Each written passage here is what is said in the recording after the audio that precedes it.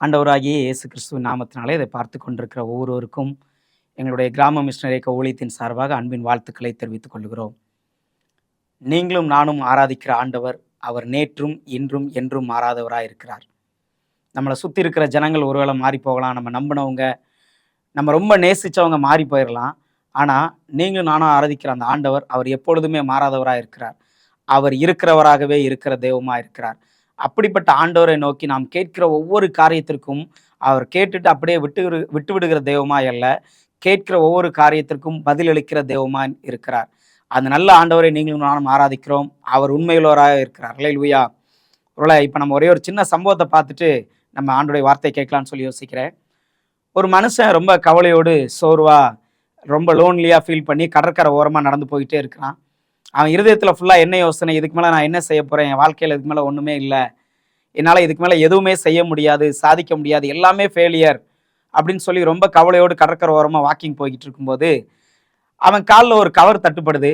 அந்த கவர் அவன் எடுத்து ஓப்பன் பண்ணி பார்த்துட்டு, என்னடா இது ஒரு கவர்னு சொல்லி ஓப்பன் பண்ணி உள்ளே பார்த்தா அந்த கவருக்குள்ள களிமண்ணால் பிடிக்கப்பட்ட உருண்டைகள் நிறைய இருக்குது. அது சின்னது பெருசுன்னு சைஸ் வித்தியாசம் இல்லாமல் ஒரு 30க்கும் மேற்பட்ட உருண்டைகள் அந்த கவரில் உள்ளே இருக்குது. அவன் அதை பார்த்துட்டு இது என்ன சாதாரண களிமண் தானே அப்படின்னு சொல்லி அந்த களிமண்ணை பார்க்குறான்.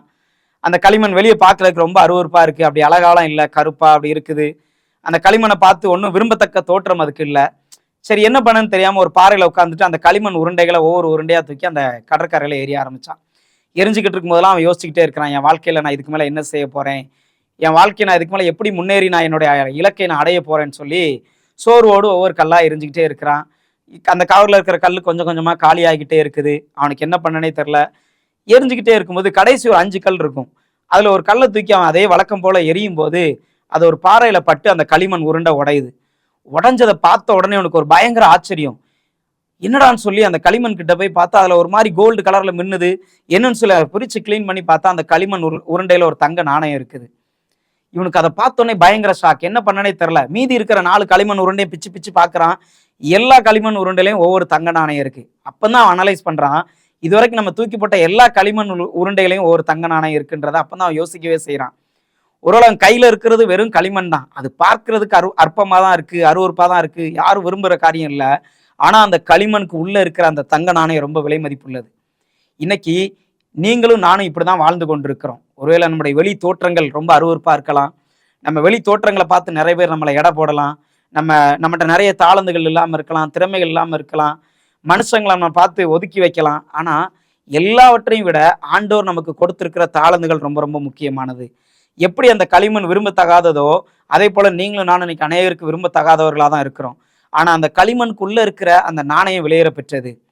தேவனுடைய வசனம் தெளிவாய் சொல்லி இருக்கிறது. 1 சாமுவேல் 16வது அதிகாரம் 7வது வசனம் பின்பாகத்தில், மனுஷன் முகத்தை பார்ப்பான், கர்த்தரோ இருதயத்தை பார்க்கிறார் என்றார்.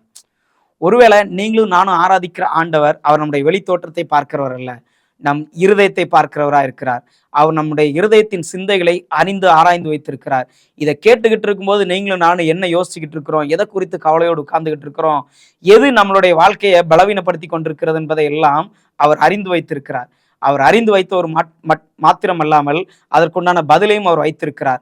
மனுஷங்க நம்மளை பார்த்து முகத்தை பார்த்து ஒதுக்கலாம். நம்ம வேலை செய்கிற இடமா இருக்கலாம், படிக்கிற இடமா இருக்கலாம், நம்முடைய வசதியை பார்த்து மனிதர்கள் நம்மை ஒதுக்கலாம். ஒருவேளை நம்ம ரொம்ப ஏழ்மையில இருக்கலாம், கஷ்டத்தில் இருக்கலாம், ஒரு வியாதியில இருக்கலாம். இதை பார்த்து மனிதர்கள் நம்மை ஒதுக்கி வைக்கலாம்.